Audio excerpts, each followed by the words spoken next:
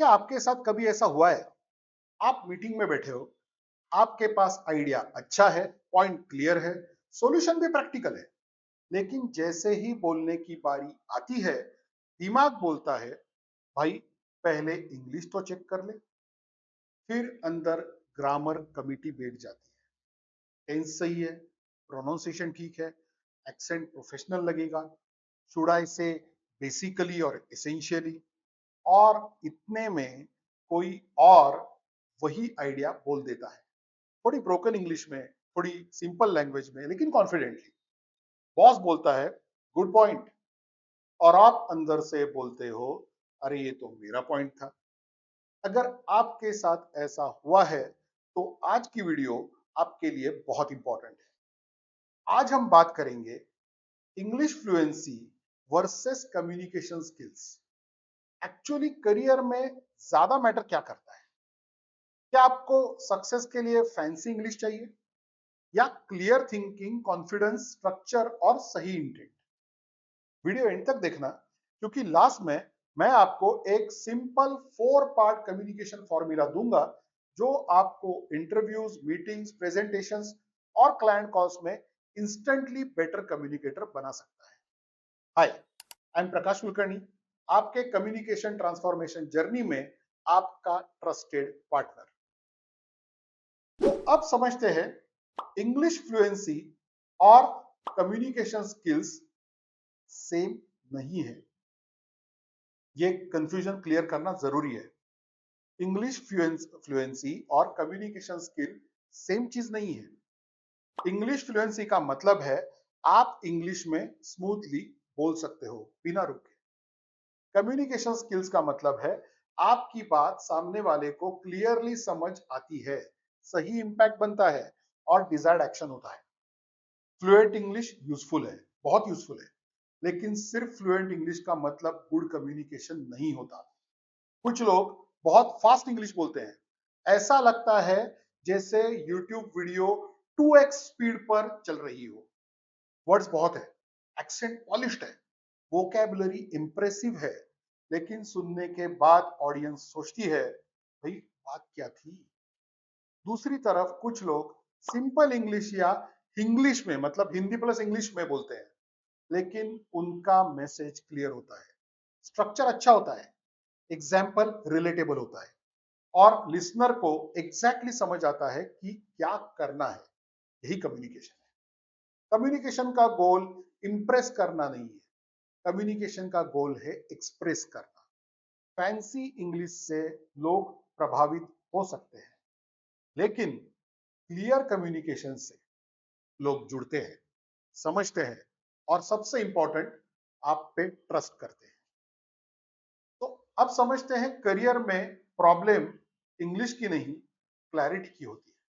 जैसे young professionals की सबसे बड़ी मिसअंडरस्टैंडिंग ये होती है, मेरी इंग्लिश फ्लुएंट नहीं है, इसीलिए मैं कॉन्फिडेंटली नहीं बोल पाता। लेकिन कई बार प्रॉब्लम इंग्लिश की नहीं होती, प्रॉब्लम क्लैरिटी की होती है। आपको खुद क्लियर नहीं होता कि मेन पॉइंट क्या है। आप बोलना शुरू करते हो, फिर बीच में दूसरा पॉइंट आ जाता है, फिर एग्जाम्पल आ जाता है, फिर बैकग्राउंड स्टोरी आ जाती है, और आप बोलते हो, actually what I mean is, और लिसनर सोचता है, भाई मेन पॉइंट कब आएगा। कम्युनिकेशन में क्लैरिटी का मतलब है आप क्या कहना चाहते हो, क्यों कहना चाहते हो, सामने वाले को क्या समझना चाहिए, और नेक्स्ट स्टेप क्या है। एग्जाम्पल देखिए, एक weak communication, actually sir, I was thinking that maybe this process is not very efficient, and if we can do something, maybe it can improve, but I'm not sure. A clear communication, the current process is taking extra time. I suggest we create a weekly tracker so everyone can see progress clearly. देखा, English simple है but impact strong है। Clarity हमेशा vocabulary से ज्यादा powerful होती है। आपको Shakespeare बनने की जरूरत नहीं है, ऑफिस मीटिंग है, कोई लिटरेचर फेस्टिवल नहीं है, तो इसीलिए क्लैरिटी इंपॉर्टेंट है। अब समझते हैं कि कॉन्फिडेंस एक्सेंट से नहीं, कंट्रोल से आता है। बहुत लोग सोचते हैं मेरी इंग्लिश एक्सेंट अच्छी नहीं है, इसीलिए मैं कॉन्फिडेंट नहीं लगूंगा। रियलिटी यह है कि कॉन्फिडेंस एक्सेंट से नहीं, कंट्रोल से आता है। आप स्लो बोलते हो या फास्ट, आप सेंटेंस कंप्लीट करते हो या बीच में छोड़ देते हो, आप आई कांटेक्ट रखते हो या लैपटॉप स्क्रीन में गायब हो जाते हो, आप पॉइंट कामली रखते हो या हर लाइन में अपोलॉजी जोड़ते हो। कई लोग बोलते हैं sorry, I may be wrong, sorry just a small point, sorry I don't know if this makes sense. इतना सॉरी सुनकर सामने वाला कंफ्यूज हो जाता है, पॉइंट सुनूं या अपोलॉजी को एक्सेप्ट करूं। प्रोफेशनल कम्युनिकेशन में पोलाइट होना अच्छा है, लेकिन हर बात में सेल्फ डाउट डालना आपकी बात को वीक बना देता है। तो instead of sorry, I just wanted to say one small thing, say I would like to add one point. Instead of maybe I'm wrong, but say my suggestion is, instead of I don't know if this is useful, say this may help us improve the process. Confidence का मतलब loud होना नहीं है, confidence का मतलब clear, काम और complete बोलना है। अब आते हैं स्ट्रक्चर पे। आपकी इंग्लिश को भी ये स्ट्रांग बना देता है। स्ट्रक्चर हमने पहले अलग वीडियो में देखा है, लेकिन इस वीडियो में भी वो उतना ही रिलेवेंट है, इसीलिए उसे दोबारा समझते हैं। अगर आपकी इंग्लिश फ्लुएंट है लेकिन स्ट्रक्चर नहीं है तो आप स्कैटर्ड लगेंगे। कम्युनिकेशन विदाउट स्ट्रक्चर ऐसा है जैसे गूगल मैप्स बिना रूट के। डेस्टिनेशन पता है लेकिन रास्ता नहीं पता। इसीलिए हर यंग प्रोफेशनल को बेसिक स्पीकिंग स्ट्रक्चर सीखने चाहिए।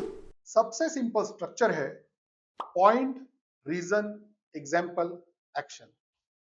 मान लो मीटिंग में बोलना है, तो पहले point, I think we should improve our follow up process.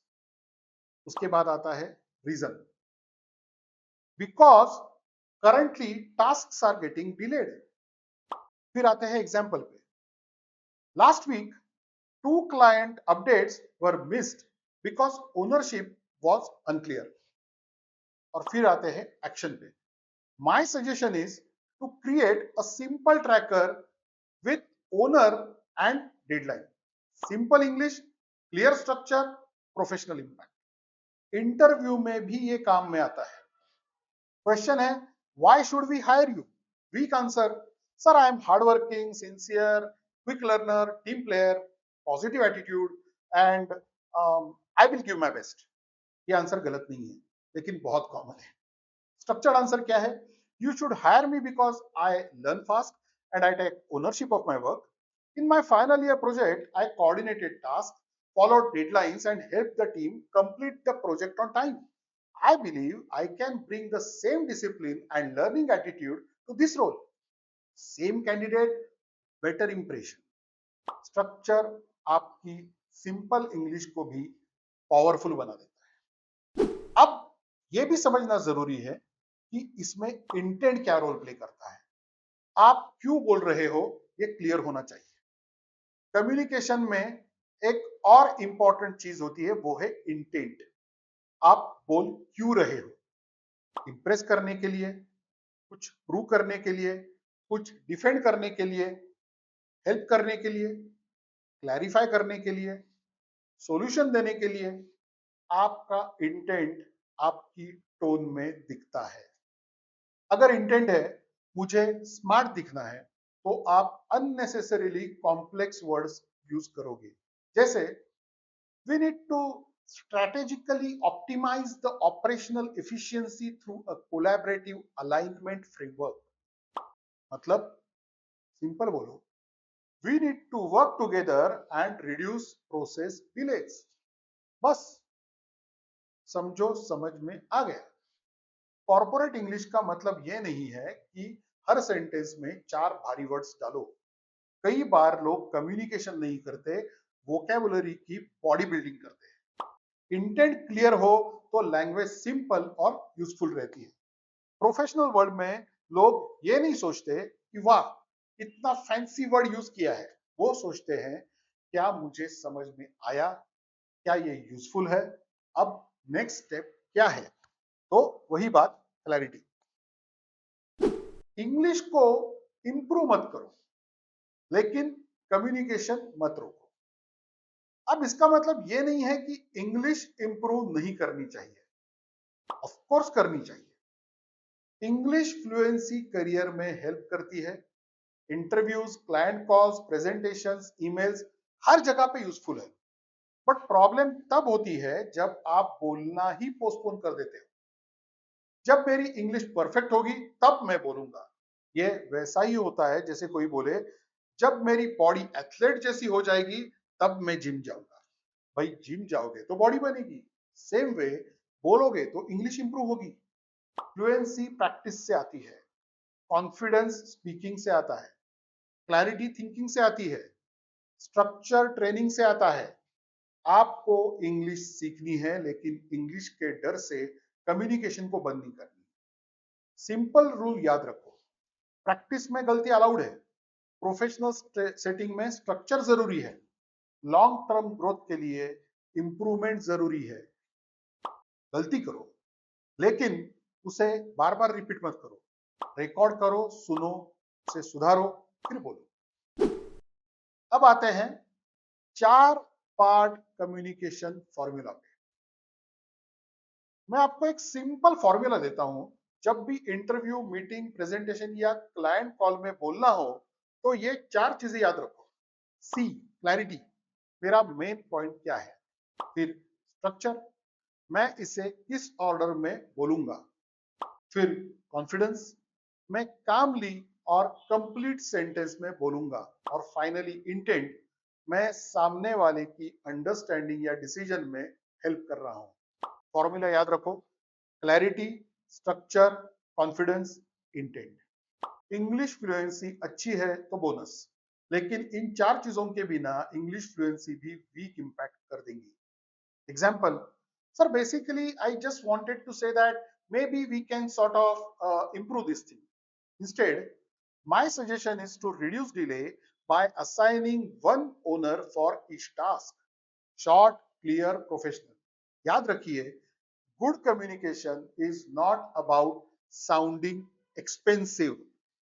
Good communication is about being understood. तो आज का मेन मैसेज बहुत सिंपल है। फैंसी इंग्लिश आपकी वैल्यू बढ़ा सकती है, लेकिन क्लियर कम्युनिकेशन आपकी करियर ग्रोथ डेफिनेटली एक्सेलरेट कर सकती है। आपको परफेक्ट इंग्लिश स्पीकर बनने का वेट नहीं करना है, आपको क्लियर, कॉन्फिडेंट और स्ट्रक्चर्ड कम्युनिकेटर बनना है। इंग्लिश इंप्रूव करते रहिए, वो जरूरी है। वोकेबुलरी बिल्ड करते रहिए, प्रोनाउंसिएशन प्रैक्टिस करते रहिए, लेकिन साथ साथ अपनी बात बोलना शुरू कीजिए, क्योंकि प्रोफेशनल वर्ल्ड में साइलेंट टैलेंट अक्सर इनविजिबल रह जाता है। अगर आपको यह वीडियो यूजफुल लगी है तो कमेंट में लिखिए, क्लैरिटी मैटर्स। इस वीडियो को उस फ्रेंड के साथ जरूर शेयर कीजिए जो इंग्लिश के डर से बोलना अवॉइड करता है। और अगर आप communication skills, English communication, interview confidence, public speaking और वर्कप्लेस कम्युनिकेशन प्रैक्टिकल तरीके से सीखना चाहते हो तो चैनल को सब्सक्राइब करें और बेल आइकॉन जरूर दबाएं, क्योंकि इस चैनल पर हर हम कम्युनिकेशन को बोरिंग थ्योरी की तरह नहीं, आपकी करियर का सुपर पावर बनाएंगे। तो मिलते हैं नेक्स्ट वीडियो में। तब तक याद रखिए, फ्लुएंट इंग्लिश अच्छी बात है, लेकिन क्लियर कम्युनिकेशन गेम चेंजर है। All the best and happy learning.